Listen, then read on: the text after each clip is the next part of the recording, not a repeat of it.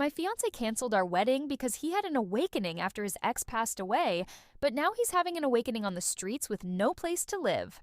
I think I'll start by saying that when I was 27, my life was pretty different from what I thought it would be. I always had this idea that by 27, I'd have everything kind of figured out: a good job, a house, and maybe even kids. At least one to start with. I won't lie, I was super excited about this phase of my life. I was about to marry Lucas. Yep, the Lucas! That guy who seemed like he stepped out of a fairy tale. Tall, messy brown hair, but the charming kind, you know? Green eyes that always seemed to shine when he smiled. We met in college, fell in love in our first semester, and from there, it just kept growing. We'd been together for 3 years and living together for over a year. Our relationship seemed solid, with a wedding planned for 2 months from now.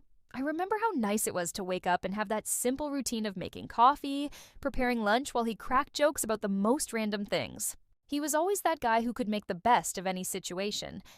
He was my companion, my best friend.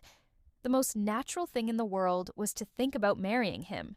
And with each step we took, I felt like we were really building something strong. Things were going great, or at least that's what I thought.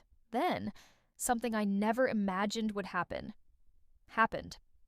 One day, Lucas comes home with this lost look, like he'd seen a ghost. He was pale, even more than usual. I asked if he was okay, but he just nodded and said we needed to talk. He seemed off. I immediately sensed that something wasn't right, but I didn't know what. He sat down on the couch, looked like he was searching for the right words, and in that moment, my mind started trying to figure out what it could be. Then, he told me, Maria, Letitia passed away. I was in shock. Leticia? I didn't even know what to say. I knew she was his ex, the girl from college, but honestly, all I knew about her was pretty basic. They'd broken up a long time ago, drifted apart, but would still chat every now and then, seemed like they were friends. But I never imagined he still felt so strongly about her. He said he found out through a mutual friend, and from that point on, it seemed like he was overwhelmed with emotions I couldn't understand. In the days that followed, Lucas seemed distant. He tried to hide it, but I could tell he was shutting down more and more. The moments we used to spend laughing and talking about silly stuff became rare. I thought it was just grief, you know? Of course, losing someone he'd been close to would affect him, and I tried to be understanding. I couldn't expect him to be 100% there for me at a time like this. But over time, he started distancing himself in a way that didn't feel like just grief. He was pulling away from me, and I tried to make sense of it, but the truth was, our conversations kept getting shorter and more distant. I knew something was wrong, that there was something he wasn't telling me. Maybe it's because we'd spent so much time together and knew each other so well, but there was this tension in the air. One night, I even asked him if there was something more going on, something he wasn't ready to tell me. He just said he was fine. And even though I tried to be patient, give him the space he needed, the feeling that he was pushing me away just kept growing. Then, one afternoon, as we were sitting in the living room, he just said it. Out of nowhere, with a calmness that didn't match the storm of emotions I could feel, he said, Maria, I want to cancel our wedding. I froze, not knowing how to react. What? The wedding was in 2 months. We were running out of time.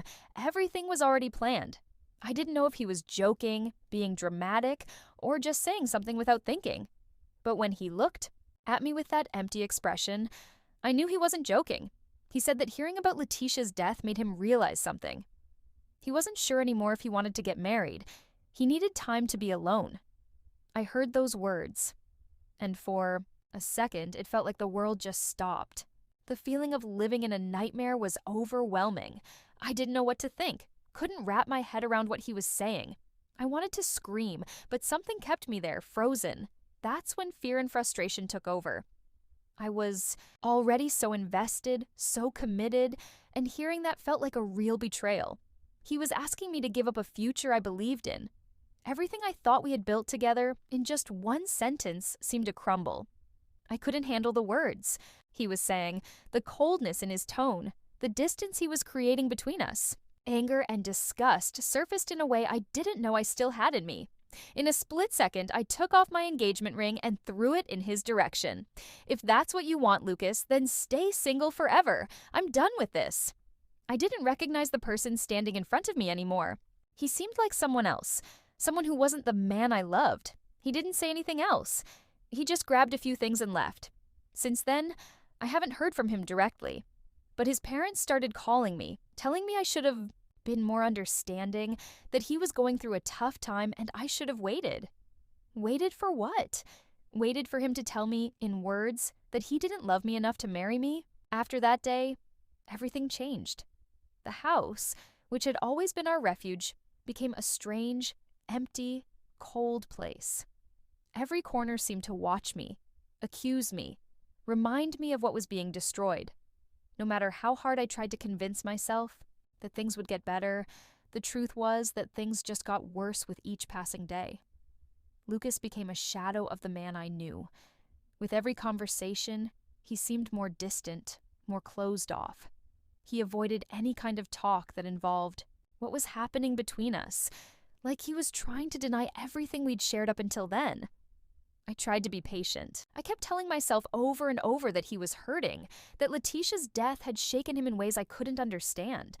I knew he was still dealing with her loss, and maybe somehow that pain was mixed with unresolved feelings from the past. But the distance between us kept getting more and more obvious, and I felt like I was being ignored, like I no longer fit into his life. It was strange, you know? I felt like I was waiting for him to come back to me, to what we were, to what we had built. But he wasn't coming back. He got more and more evasive, responding with one-word answers, avoiding eye contact. The lack of communication became constant, and that bothered me in a way I didn't know how to deal with.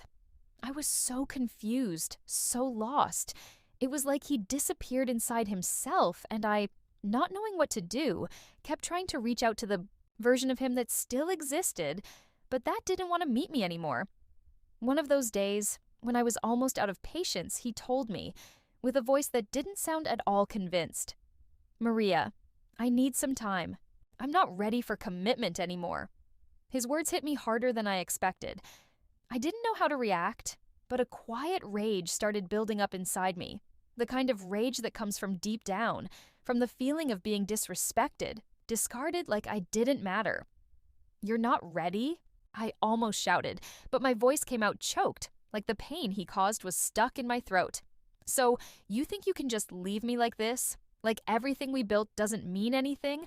Like our plans were worth nothing? And now you're telling me you need time?" I couldn't believe it. How could he do this to me? How could someone who said they loved me, who wanted to spend their life with me, just throw everything away like it was nothing? I'm not saying I don't love you, Maria. I just need time to figure out what I want. Letitia's death made me rethink my life, my choices. I can't keep lying to myself. I need time alone to understand things, he said, trying to explain, but none of it made sense. It sounded like an excuse for something much bigger that he wasn't ready to face. I looked at him, and I felt something I'd never felt before. Contempt. How dare he use someone's death, someone he didn't even care about anymore, to justify ending something that, not long ago, he said he wanted? Deep down, I knew he was trying not to be the bad guy in this story, trying to avoid the responsibility of ending a relationship he never really had the courage to end properly. He didn't want to hurt me directly, so he used Letitia's death as a shield to play the good guy. "I'm not a piece of your past, Lucas," I said, with a calmness that surprised me. "And you don't have the right to use me as a stepping stone for your existential dilemmas. That's not how things work." I was furious, but a part of me was also baffled, trying to figure out what he wanted from me, what he wanted from himself. He stayed silent. I knew he wanted to say more, that maybe he had an explanation that would make sense, but I didn't want to hear it anymore. I was tired of making excuses for him, of trying to fit his pain into a story I was still trying to understand, and in that moment, I made the decision that seemed obvious, but hurt like hell. I'm not going to stay here waiting for you to figure yourself out, Lucas. I'm not going to be your escape while you decide what you want in life. You'll have to do that on your own." With those words, I realized I was saying goodbye. I knew he was going to leave, that he would go his way, and I would have to go mine. I looked at him one last time, trying to find something in his eyes that would tell me there was still something real there, but all I saw was someone completely lost. I wanted to scream, I wanted to cry, but I held it in. I didn't know who he was anymore. And maybe the worst part of all this was that he didn't know who he was either. That night, things didn't go back to the way they were. I didn't know what I would do with my life without him, but I knew I couldn't stay there, waiting for him to resolve his existential crisis at my expense. I needed to find myself too. I needed to live my life, even if deep down, I still had the bitter taste of betrayal. The breakup was just the beginning, or maybe it was the end of a chapter I was desperately trying to understand. I thought that after the word done was said, the pain would be the hardest part. But I quickly realized that the real complication was moving forward, with the world around me falling apart, and everyone else's expectations pushing the weight onto my shoulders. Lucas's parents didn't waste any time. It didn't take long for them to reach out, trying to make me feel guilty for the breakup. As if I were the one responsible for his suffering, as if it were my duty to wait while he found himself. I still remember the look on his mom's face, Dona Lourdes, with her disapproving gaze and soft but venomous voice. "Maria, you've always been so strong. You couldn't have waited just a little longer?" He was going through such a difficult time. Lucas's dad, Mr. Roberto, made a disapproving face and, in his deep voice, added, "You knew how much he cared about her. You shouldn't have been so hasty." But I wonder, what's too patient? Or when is someone supposed to wait, when he literally told me in so many words that he wasn't ready for commitment anymore? I tried to explain that, but as always, they only saw one version of the story, the one where Lucas was the victim, the martyr of the situation, while I was the insensitive one who didn't have the understanding to give him the time he needed. Their words echoed in my head, but the hardest part was the public judgment. Since everything in our life seemed to be shared with the world, social media became a stage where Lucas tried to control the narrative of our breakup. He posted a picture of us with a sweet, melancholic caption. A difficult decision, but we decided to go our separate ways. "I'll always love you, Maria, the best person I ever had in my life." To anyone who just saw that, it looked like two adults making a mature decision together. But I knew the reality was very different. I hadn't been consulted. I wasn't part of any joint decision. I'd been left behind while he played the good guy for the world, and that made me feel erased, like my pain didn't matter. Like I was the villain in this story. It felt like a punch in the stomach seeing that post. Suddenly, it seemed like everything I'd lived with him was a lie, or, at least, a narrative he was trying to rewrite to make himself look better. He didn't care how I felt. He just wanted to show the world he was being noble, that the breakup wasn't his fault. I couldn't help it. The anger rose again, a blind rage that kept me from even looking at my phone for days. Meanwhile, Lucas's life wasn't exactly going as planned. What looked like a fresh start was actually a dive into chaos. He started to lose himself completely. It didn't take long before he lost his job. Something he never would have let happen when we were together. But the lack of focus, of purpose, of motivation seemed to have consumed him. Without a job, without direction, and with the weight of the breakup, he found himself without a place to live. He ended up fighting with his parents, and after a big argument, he was kicked out of their house. That's when reality hit him hard. The life he had before he met me, when everything seemed easier, was replaced by a series of bad choices, and now he was paying the price for it. While he was sinking in his own decisions, I was there, with my life in pieces, but with one crucial difference. I had the ability to start over.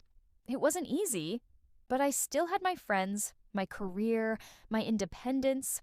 I didn't have the emotional freedom he did because my pain was still so raw, but I knew my foundation was stronger. Unlike him, I hadn't lost everything. And even then, deep down, I kept asking myself, how far is this going to go? How far will he sink before he realizes there's no longer any space for him in my life? At that time, I still felt a tinge of sadness for him, but also an immense sense of relief. I knew the only thing I needed to do was move on. As much as the pain of losing the relationship was constant, I knew I couldn't go back. So, it was in that moment, amidst the chaos he had created, that I made a decision. I'm not looking back anymore. I'm not going to give in to the temptation of trying to save him, even though he tried to contact me multiple times after the breakup. And yes, he tried.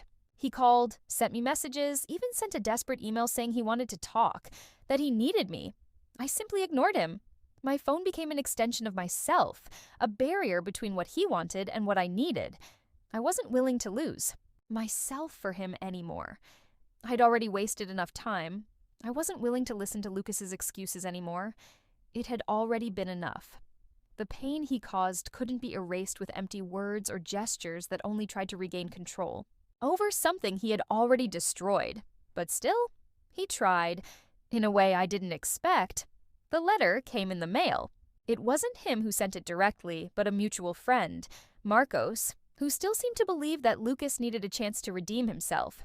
He asked me to read it, arguing that Lucas was in a difficult situation, that he regretted deeply, and that he wanted somehow to get back what he lost.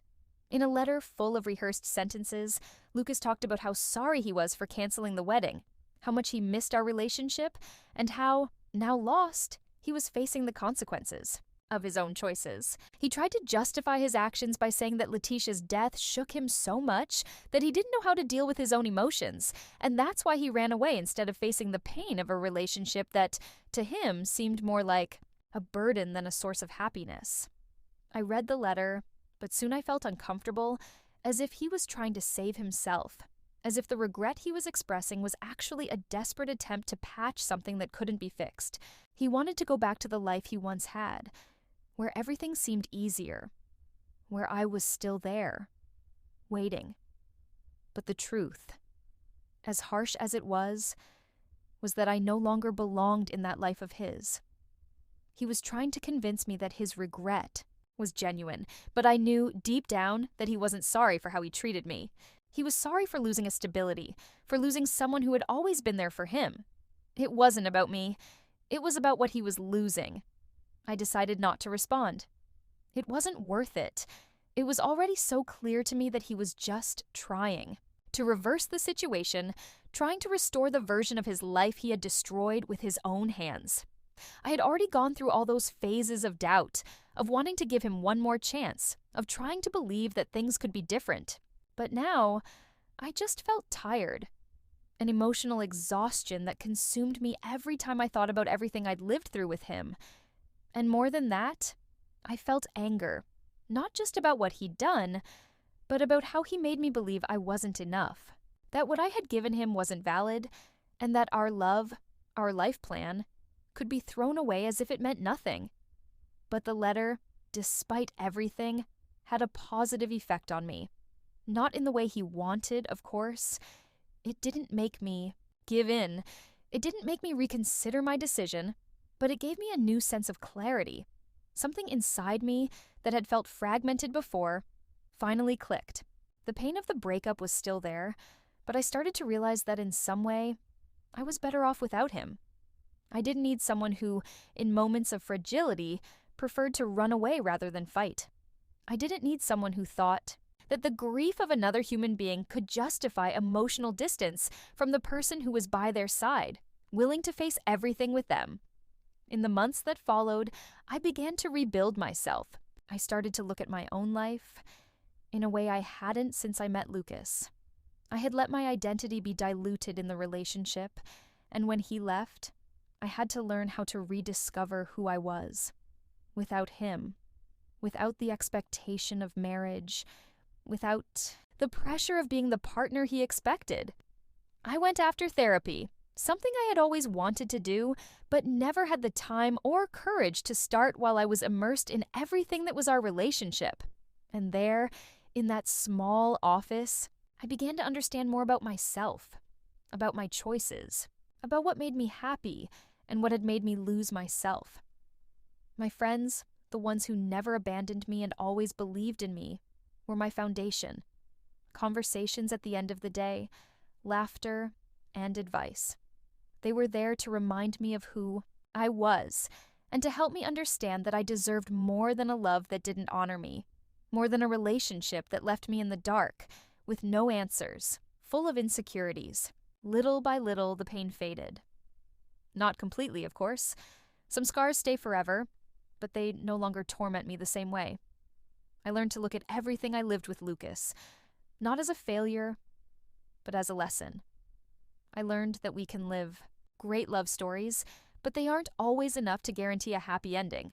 And sometimes, the best ending is the one that gives us the freedom to move forward and rewrite our own story. Today, I can say that the breakup was one of the best things that ever happened to me. Not because I wanted Lucas to suffer, but because it gave me the chance to start over, to reconnect with myself. And when I look back, I see that despite all the pain I went through, I came out stronger, more whole, and much more capable of living a life where I'm the protagonist, not of a we story, but of an I story. And in the end, that's the story I should have always lived.